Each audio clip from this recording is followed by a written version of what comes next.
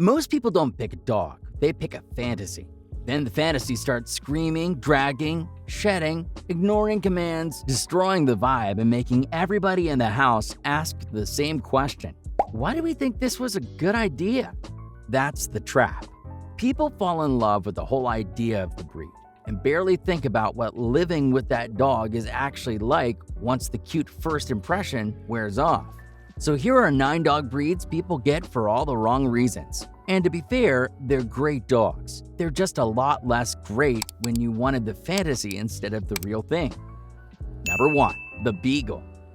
These dogs have one of the most misleading faces in dog history.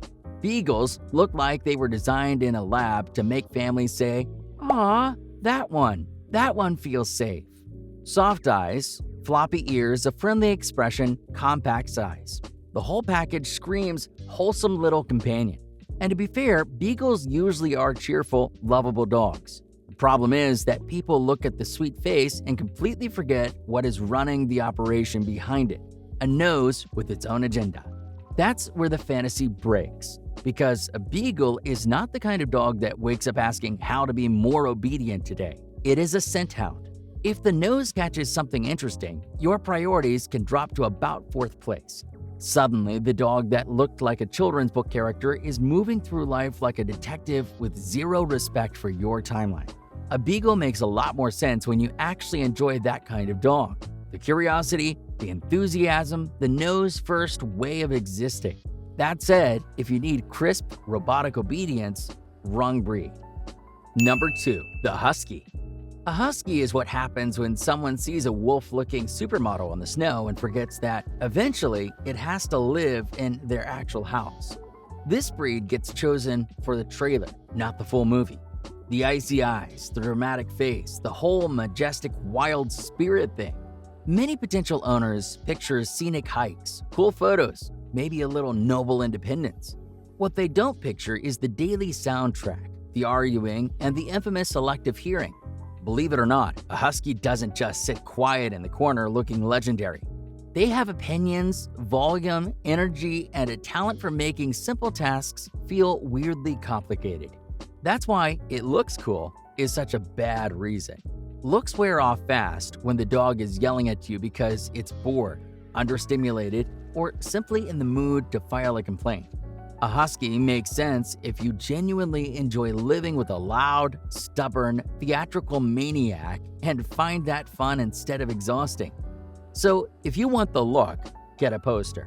If you want the experience, then maybe you actually want the dog. Number 3. The Australian Shepherd.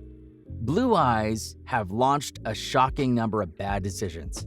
That's half the problem with Australian Shepherds. People see one and immediately picture the life that comes with it. Mountain air, trail walks, and a photogenic dog flying through fields like it was born to be the star of an outdoor brand campaign. The breed looks smart, sporty, beautiful, and weirdly aspirational. It makes people feel like owning one will automatically turn them into a more active, put-together person. Then Tuesday shows up, because an Aussie does not care that you liked the aesthetic. It still wakes up wanting engagement, stimulation, structure, and something to do besides looking gorgeous near your coffee table. What a lot of people actually wanted was the image of an active dog. What they got was the daily responsibility of one. This breed makes sense for someone who enjoys constant interaction and genuinely wants a dog that stays switched on. If you want a beautiful prop for your fantasy life, this breed will annoy you. But if you want a smart, intense little coworker, now we're talking. Number 4. The Chihuahua. A lot of people get a Chihuahua the way they buy a mini umbrella because it's small, portable, and seems like it should make life easier. That's the trap. People see the size and assume the personality got shrink-wrapped too. They imagine a low-effort, little sidekick they can scoop up with one arm, carry around like a warm accessory, and fit neatly into whatever life they already have. But Chihuahuas are not tiny golden retrievers. They do not wake up every morning grateful to be convenient. A lot of them walk through life like retired nightclub bouncers in a 5-pound body, deeply suspicious of strangers and completely convinced they are the most important creature in the room. So yes, it's tiny is a terrible reason to choose one, because tiny only tells you how much couch space the dog takes up. The right reason to get a Chihuahua is that you genuinely enjoy a dog with nerve, sass, bold opinions, and a little bit of unearned confidence. If that sounds hilarious to you, you'll probably adore one. Number 5. German Shepherd. Most people get a German Shepherd because they want a dog that says, without speaking, don't even think about it. They want the loyal guardian, the noble genius, the dog who reads your mind, protects the house, and somehow comes preloaded with perfect judgment. Basically, people want the finished product. The problem is, a German Shepherd is not born as your calm, trustworthy bodyguard. It's a powerful, serious dog that needs direction, structure, and a handler who actually means it. That's why I want a natural protector is such a bad reason. What people usually mean is, I want the look and feeling of protection. What they forget is that loyalty without training can get messy fast, and a serious dog without clear guidance is not impressive. A German Shepherd makes sense if you genuinely want the responsibility that comes with one. You want to train the dog, live with structure, and earn that trust instead of assuming it shows up for free. If that excites you, great. If you wanted the aura, buy a fence. Number 6. The Dachshund. A Dachshund is what happens when somebody accidentally turns a hallway argument into a dog. People see the little legs, the stretched out body, the ridiculous silhouette, and assume this must be one of the easiest dogs on earth. It looks like a joke that somehow became a pet. Something portable, harmless, and probably too tiny to cause any real trouble. That's where people get fooled. A Dachshund may be small, but the personality usually shows up as if it ordered a much larger body and is still mad about the shipping delay. That's why it's small and funny looking is such a terrible reason to get one.